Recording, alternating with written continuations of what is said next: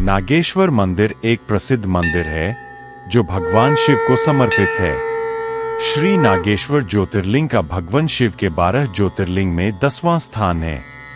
यह ज्योतिर्लिंग प्रामाणिक रूप से कहाँ स्थित है, यह विद्वानों के दावे प्रतिदावे चलते रहने के कारण कहना आसान नहीं है। फिर भी गुजरात राज्य में गोमती द्वारका के बीच दारूकावन क्षेत्र में इसके प्रामाणिक स्थान होने की मान्यता अधिक है। ऐसी मान्यता है कि सावन में भगवान शिव माता पार्वती संग पृथ्वी लोक पर आते हैं। सावन के महीने में वातावरण शिवमय हो जाता है। इस दौरान मंदिरों में बेहद खास रौनक देखने को मिलती है। मान्यता है कि नागेश्वर मंदिर में धातु के नाग नागिन चढ़ाने से नाग दोष से मुक्ति मिलती है। तो आइए इस छोटे से वीडियो के माध्यम से जानते हैं नागेश्वर ज्योतिर्लिंग और मंदिर का इतिहास, कथा और सब कुछ। तो वीडियो में बने रहिए।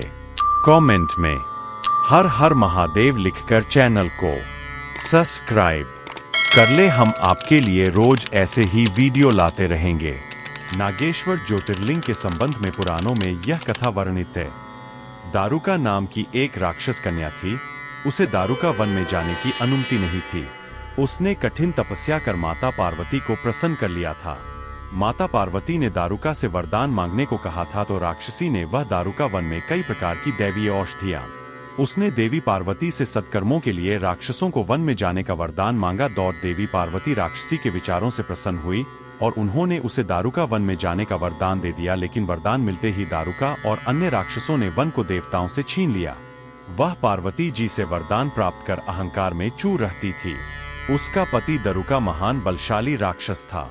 उसने बहुत से राक्षसों को अपने साथ लेकर समाज में आतंक फैलाया हुआ था। वह यज्ञ आदि शुभ कर्मों को नष्ट करता हुआ संत महात्माओं का संहार करता था। वह प्रसिद्ध धर्मनाशक राक्षस था।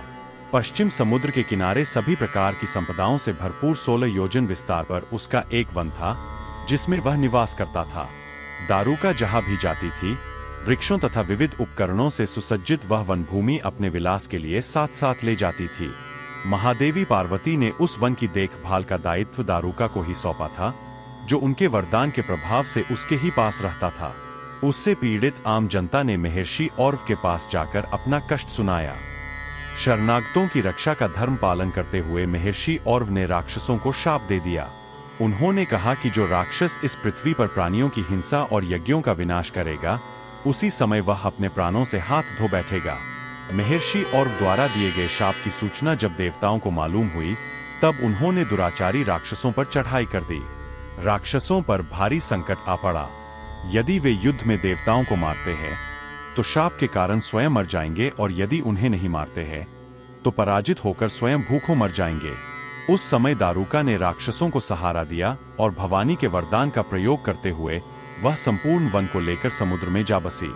इस प्रकार राक्षसों ने धरती को छोड़ दिया और निर्भयता पूर्वक समुद्र में निवास करते हुए वहां भी प्राणियों को सताने लगे। एक बार धर्मात्मा और सदाचारी सुप्रिय नामक शिव भक्त वैश्य था। जब वह नौका पर सवार होकर समुद्र में जलमार्ग से कहीं जा रहा था, उस समय दारुक नामक एक भयंकर बलशाली राक्षस ने उस पर आक्रमण कर दिया। राक्षस दारुक ने सभी लोगों सहित सुप्रिय का अपहरण कर लिया और अपनी पुरी में ले जाकर उसे बंदी बना लिया। चूंकि सुप्रिय शिव जी का अन्य भक्त थे, इसलिए वह हमेशा शिव जी की आराधना में तन्मय से लगे रहते थे। कारागार में भी उनकी आराधना बंद नहीं हुई और उन्होंने अपने अन्य साथियों को भी शिव जी की आराधना के प्रति जागरूक कर दिया। वे सभी शिव भक्त बन गए। कारागार में शिव भक्ति का ही बोलबाला हो गया। जब इसकी सूचना राक्षस दारुक को मिली तो वह क्रोध में उबल उठा। उसने देखा कि कारागार में सुप्रिय ध्यान लगाए बैठा है, तो उसे डांटते हुए बोला, वैश्य, तू आंखें बंद करके मेरे विरुद्ध कौन सा षड्यंत्र रच रहा है? वह जोर जोर से चिल्लाता हुआ धमका रहा था। इसका उस पर कुछ भी प्रभाव न पड़ा। घमंडी राक्षस दारुक ने अपने अनुचरों को आदेश दिया कि इस शिव भक्त को मार डालो। अपनी हत्या के भय से भी सुप्रिय डरे नहीं और वह भयहारी संकट मोचक भगवान शिव को पुकारने में ही लगे रहे। देव, आप ही हमारे सर्वस्व हैं, आप ही मेरे जीवन और प्राण हैं।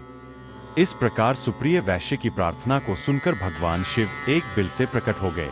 उनके साथ ही 4 दरवाजों का एक सुंदर मंदिर प्रकट हुआ। उस मंदिर के मध्य भाग में गर्भगृह, में एक दिव्य ज्योतिर्लिंग प्रकाशित हो रहा था तथा शिव परिवार के सभी सदस्य भी उसके साथ विद्यमान थे। वैश्य सुप्रिय ने शिव परिवार सहित उस ज्योतिर्लिंग का दर्शन और पूजन किया। सुप्रिय के पूजन से प्रसन्न भगवान शिव ने स्वयं पाशुपतास्त्र लेकर प्रमुख राक्षसों को व उनके अनुचरों को तथा उनके सारे संसाधनों अस्त्र शस्त्र को नष्ट कर दिया। लीला करने के लिए स्वयं शरीर धारण करने वाले भगवान शिव ने अपने भक्त सुप्रिय आदि की रक्षा करने के बाद उस वन को भी यह वर दिया कि आज से इस वन में ब्राह्मण, क्षत्रिय, वैश्य तथा शूद्र इन चारों वर्णों के धर्मों का पालन किया जाएगा।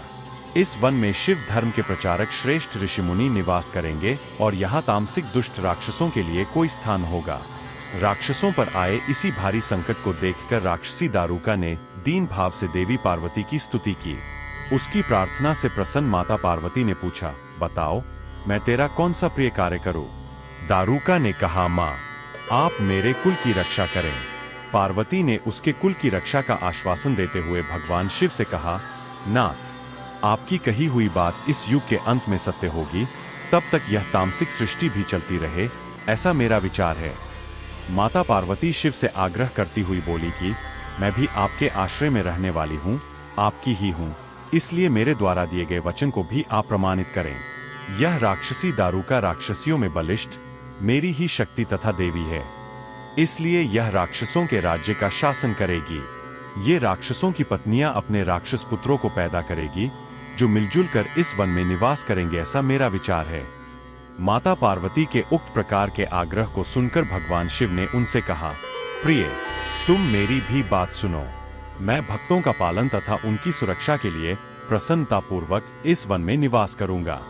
जो मनुष्य वर्णाश्रम धर्म का पालन करते हुए श्रद्धा भक्ति पूर्वक मेरा दर्शन करेगा, वह चक्रवर्ती राजा बनेगा। कलयुग के अंत में तथा सतयुग के प्रारंभ में महासेन का पुत्र वीरसेन राजाओं का महाराज होगा। वह मेरा परम भक्त तथा बड़ा पराक्रमी होगा।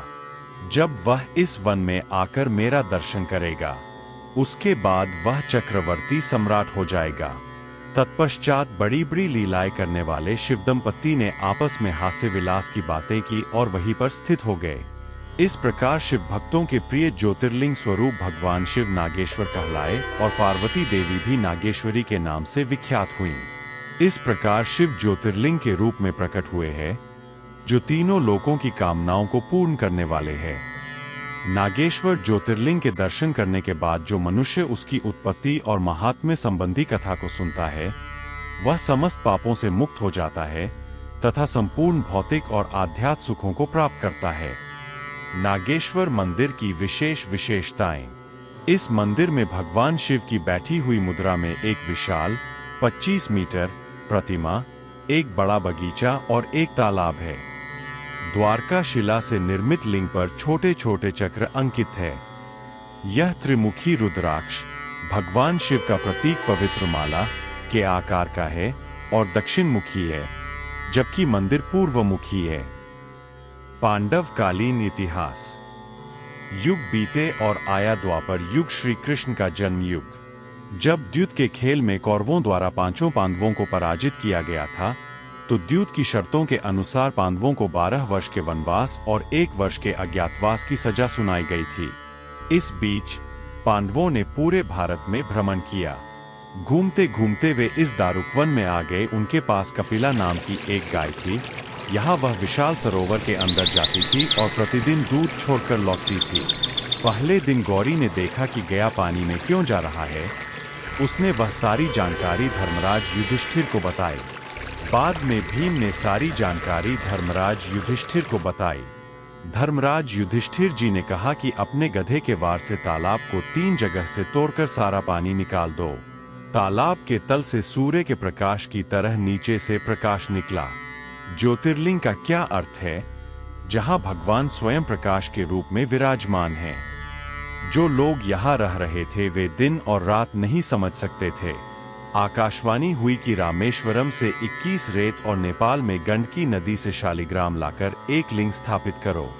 धर्मराज युधिष्ठिर जी ने ज्योतिर्लिंग की स्थापना की थी। हम संकल्प लेकर इस स्वर्ण मंदिर का निर्माण करेंगे। भगवान कृष्ण ने बताया कि भविष्य में यदि कलयुग में लोग पत्थर नहीं रखेंगे तो तुम्हारा स्वर्ण मंदिर कोई नहीं रखेगा। इसीलिए विशाल श्री नागेश्वर ज्योतिर्लिंग मंदिर पत्थर का बनाया गया। यह 1212 में संत नामदेव महाराज जी की कीर्तन भक्ति के कारण श्री नागेश्वर ज्योतिर्लिंग मंदिर का मुख्य द्वार पूर्व से पश्चिम की ओर जाने वाला है। नागेश्वर ज्योतिर्लिंग का इतिहास 60,000 वर्ग फीट में फैले शिव तीर्थ का प्रांगण 6 मीटर ऊंचे प्राचीर से सुरक्षित है, जिसमें 4 प्रवेश द्वार है। भव्य परिसर के मध्य लगभग 7,200 वर्ग फीट क्षेत्र में फैले इस शिवालय में 75 फीट चौड़े, 150 फीट लंबे और 8 फीट ऊंचे काले पाषाण खंडों के चबूतरे पर स्थित इस शिवालय के 60 फीट ऊपरी भाग पर कलश स्थापित है। चूने के चयन में श्वेत आभा वाला शिखर 31 फीट ऊंचा है। यह जीर्णोद्धार कार्य पुण्यश्लोकी महारानी अहिल्याबाई होलकर की देन है। आधारशिला विहीन इस शिवालय की स्थापत्य कला को देखकर ऐसा प्रतीत होता है मानो शिल्पाचार्यों ने अपने संपूर्ण जीवन की साधना इन प्रतिमाओं में उड़ेल दी हो। सतह से लेकर ऊपर तक 60 पट्टिकाएं मूर्तिकला के अभिनव उदाहरण हैं। ऊपरी पंक्तियों में, जिन्हें शिल्प शास्त्र में थार के नाम से जाना जाता है, गजमालिका, अश्वदल, सैन्य बल और युद्ध की घटनाओं का अद्वितीय शिल्पांकन है। शिवालय की उत्तर मुखी दीवार पर विष्णु, पूर्व मुखी दीवार पर ब्रह्मा तथा दक्षिण मुखी दीवार पर पार्वती सहित रुद्र विराजमान हैं। नाग विभूषित शिव प्रतिमा का सृष्टि विवर्तक तांडव नृत्य, गर्वाहरण प्रतिमा में रावण दशानन, सर्व प्रकाशक शिव तथा त्रैलोक्य जन्नी पार्वती की आनंद सिंधु में माधुर्य का चित्रण तथा शिव परिवार की मृण मूर्तियों का अद्भुत निष्पादन उत्कृष्टता के प्रतिमान स्थापित करता हुआ दिखाई देता है।